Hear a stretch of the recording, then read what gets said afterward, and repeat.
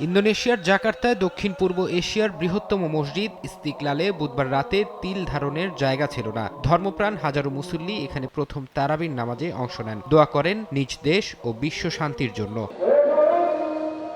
পাকিস্তানের আকাশে বুধবার সন্ধ্যায় পবিত্র রমজান মাসের চাঁদ দেখা যাওয়ার পরপরই করাচি, লাহোর ও ইসলামাবাদের বড় বড় মসজিদে মুসল্লিরা ভিড় করতে শুরু করেন। লাখ লাখ মানুষ এদিন প্রথম তারাবির নামাজে শরিক হন। নামাজ শেষ হওয়ার পর বাজারগুলোতে উপচে পড়া ভিড় দেখা গেছে।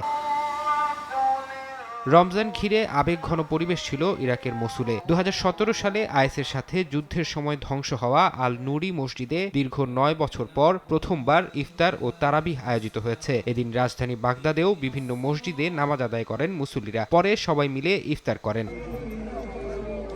পবিত্র রমজানের প্রথম দিন ধ্বংসস্তূপের মাঝেই ইফতার করেছেন গাজার ফিলিস্তিনিরাও। গাজা সিটির বিধ্বস্ত ভবনের সামনে দীর্ঘ টেবিল সাজিয়ে পরিবারগুলো একসঙ্গে ইফতার করে।